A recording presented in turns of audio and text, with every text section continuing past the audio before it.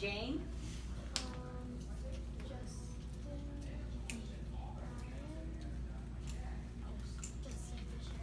Justin Fisher. Declares what, Blake?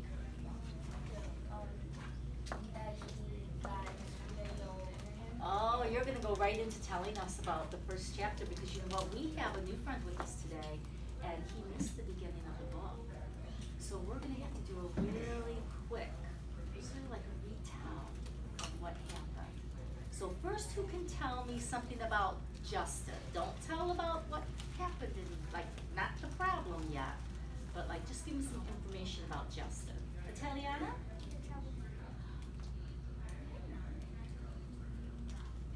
Why do you say he's a troublemaker? Makes lots of problems. Did he make a problem in the first chapter? Was there a problem?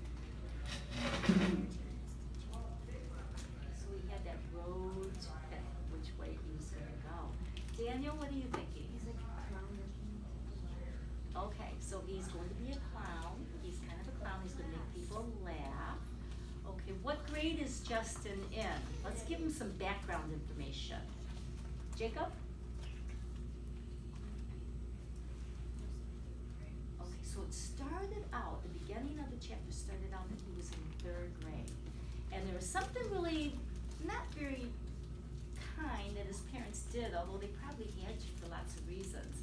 But what did they end up doing that Justin was like, why would anybody do something like this? Brianna? Well, they kept on like laughing at him and making fun of him a little bit. His parents did?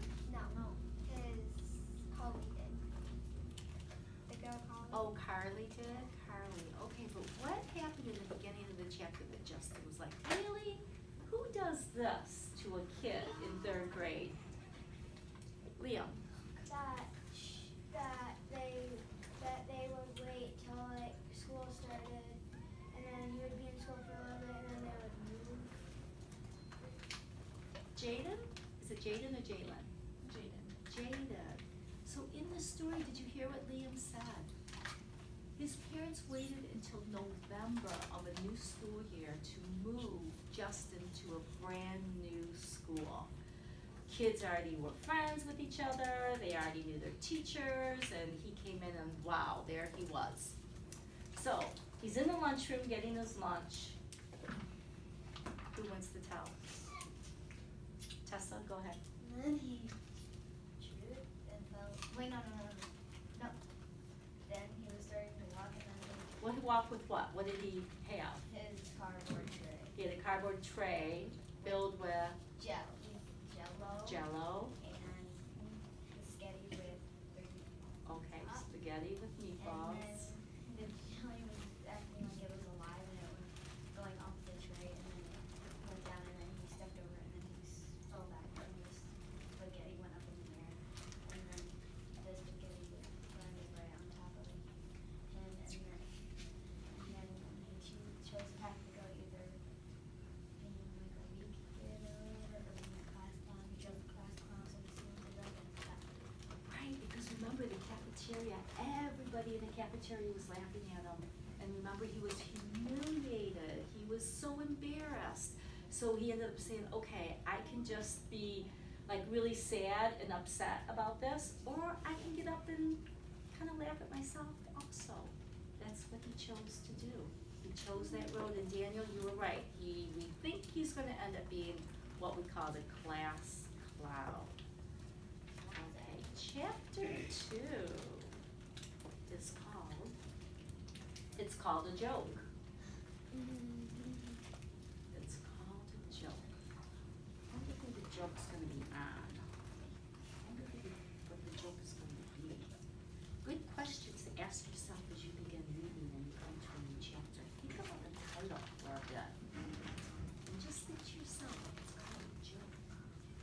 What might happen? Jane, do you have a thought about that? I think he's gonna make a joke, and he's either gonna do it on a teacher or he's gonna put a joke on him. Oh, a joke on himself. That's interesting. Okay, the very first person Justin saw on Monday morning was Carly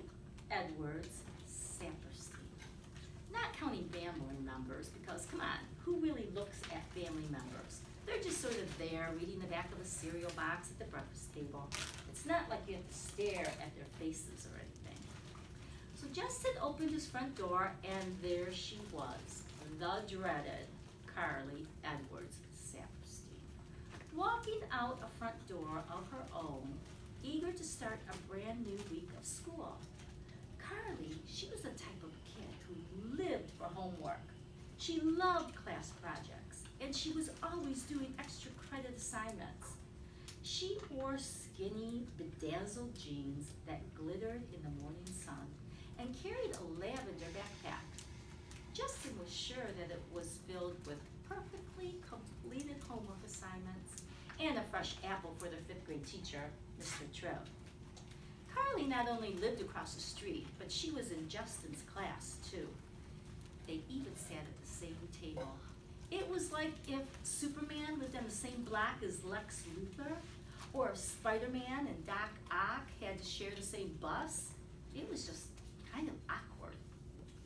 Carly now, she was the teacher's pet, and Justin liked to think of her as some kind of giant hamster that needed to be fed and watered by daily praise. She positioned herself at the bus stop, backpack at her feet, and she smirked as Justin approached. "Are you taking the bus this morning, Justin?" Now, if Justin was asked to name the 5 most annoying sounds in the world, this would be his list. Number 5, car alarms. Number 4, forks scraping on a plate. Number 3, his father clipping his toenails. 2, his little sister Lily snoring. He swore he could hear her right through the wall. And number 1, the most annoying sound was Carly Edward Saperstein's voice. So Justin stepped in front of Carly, and in a calm voice he said, "Carly, I would rather be boiled alive and eaten by rats than wait at a bus stop with you. I would rather have chipmunks climb up my legs and pluck the eyeballs from my sockets and suck on them like hard candies. I would rather have nails driven into my skull than..." "Oh, very mature," Carly said. She lifted her chin and she squinched her nose and she plugged her fingers into her ears. "Blah, blah, blah, blah, blah. I'm not even listening to you, Justin Fisher." So, I'm thinking that Carly is really annoying Justin. And I wonder why. It can't be just her voice. Like, what is it? Turn and talk to your partner and see if you can come up with some reasons.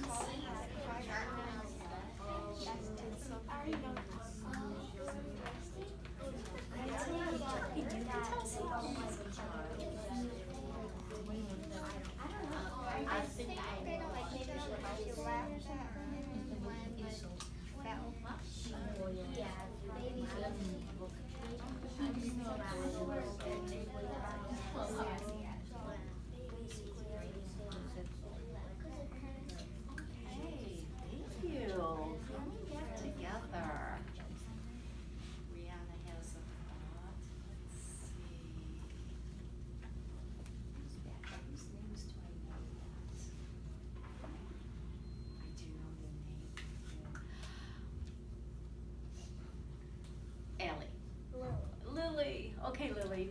Who did you talk to? Emma. Emma. Okay. And what did you and Emma talk about? Emma said she already knew the book. Oh, that's right. Okay. So I think maybe she likes him. Oh. Or he did something to her in 3rd grade and he doesn't remember. Okay. He might have done something to her in 3rd grade, and she remembers, but he doesn't remember. So you had 2 thoughts. And the other thought was maybe she kind of has a crush on him, possibly?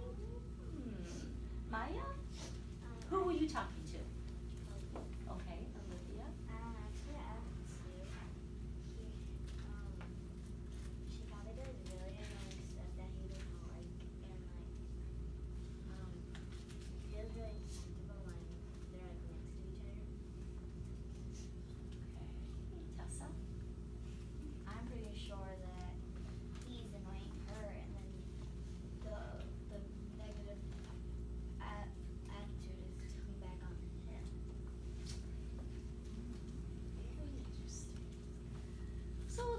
relax into his walk, he spotted two boys walking up ahead. They weren't really great friends of his, but joining them beat hoofing it all alone. The mop-haired one in a t-shirt was a nice guy, Spider Stevens. The other kid, Trey Cooper, shirt buttoned all the way to the very top, was kind of an oddball. Justin caught after them and he raced to catch up. He might have been the shortest boy in fifth grade and thin as a dime, but Justin was pretty quick on his feet. Hey guys, check it out. Justin reached into his pocket and he pulled out a small strip of metal with foam attached to one side. What is it? Spider asked. My latest big idea, Justin said. It's a splint. He slung his heavy backpack to his other shoulder and then slid the splint onto his right index finger. I'm going to tell Mr. Tripp that my finger's broken or fractured. Maybe, I haven't decided yet. This way, I won't have to do any writing in class. No notes, no test taking, no nothing. You think he'll fall for it? Spider asked. Justin shrugged. Sure, why not? Well, you might need to have a doctor's note, Spider said. Oh, Justin hadn't thought about that. He probably couldn't get away with forging a note from a doctor. They had official-looking paper and everything. He concluded with a shrug, I'm going to try it without the note. Teachers aren't that smart, you know, especially mine. What? What are you thinking? I'm thinking that's how you kind of know that he's a troublemaker, because he tries to get out of things a lot.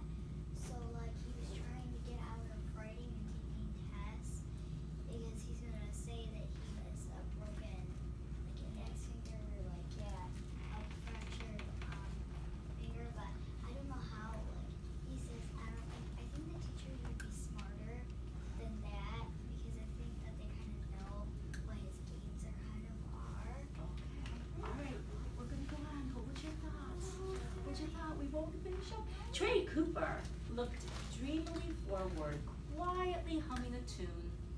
He didn't seem to be listening, but then he announced out of nowhere, there are 27 bones in the human hand. See, that's what I'm talking about, Justin exclaimed. People break those bones all the time, practically every day. It's a perfect plan. But Trey just continued. There are 14 phalanges, proximal, medial, and distal, 5 metacarpals, plus 8 more carpals. That's 27 bones. 54 if you count both hands, which is a lot when you think about it. The human body now only has 206 bones total. All the while, he held up his hand in front of his face, bending and flexing his fingers. I have a question. We've been talking a lot about words, vocabulary words that we don't know, and words that we get stuck on. So if I wasn't sure of what a phalange was, or proximal, or distal, or metacarpal, and maybe I couldn't even really sound them out and figure it out, do you think I could just go on, or do you think it should stop me and I should just not read anymore? Blake, what are you thinking? You should try to sit there and sound it out. Sound them out. Do you know, did you figure out that they're really like names of bones in the hand? They are. They are. So this is a place where you're going to know that those words by reading around it, that they really are parts of the bones, and he's explaining it, and you can just go on and read. And when you meet with your teacher, you can say, what are these and how do you say them? So Justin looked from Trey to Spider. What's he? Some kind of evil genius or something? Or something, Spider confirmed with a laugh. Trey knows about all sorts of things.